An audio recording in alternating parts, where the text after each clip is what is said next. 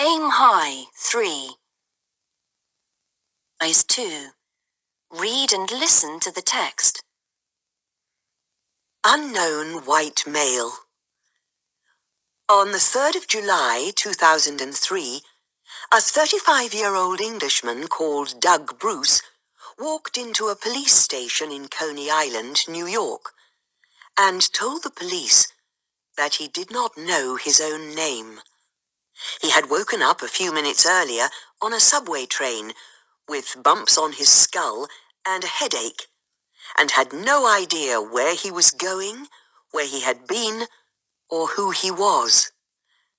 "I was scared," he said later, when talking about the experience. "I didn't know anything. It was like being in the darkness." Doug went to a police station because he had nowhere else to go. He was wearing a t-shirt, shorts, and flip-flops, and he had a rucksack with a few possessions in it: a Spanish phrase book, a bunch of keys, and a map of New York. The police were baffled. "We'd never had anything like this before," says Lieutenant Pete Pena. They sent Doug to Coney Island Hospital. On his name tag, the nurse wrote, "Unknown white male." The doctors were surprised at the severity of his memory loss.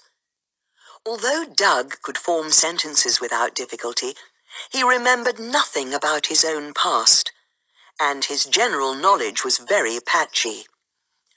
One specialist at the hospital, Dr. Leonid Vorobyev, admitted that he had only ever seen such serious amnesia in the movies and in my textbooks.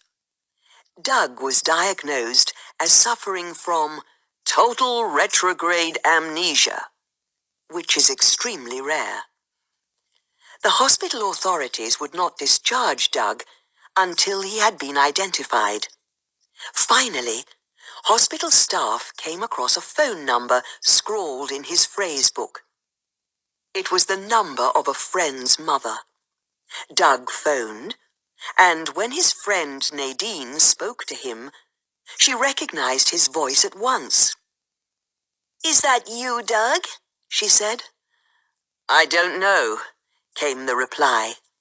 Nadine went to the hospital, told the doctors who Doug was, and escorted him home. Home turned out to be a stunning apartment in downtown Manhattan, which he shared with 2 dogs and 3 parrots. Doug discovered that he had previously lived in Paris, where he had made a lot of money working at the stock exchange.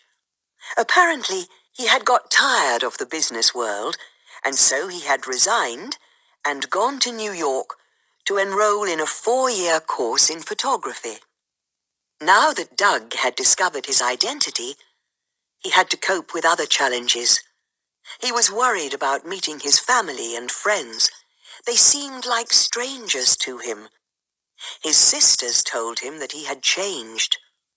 Before his memory loss, he had been very sociable and outgoing, but rarely showed his emotions. Now, he has become much more relaxed and isn't scared of showing his feelings. He's happy with his new life, and his story has now been portrayed on film.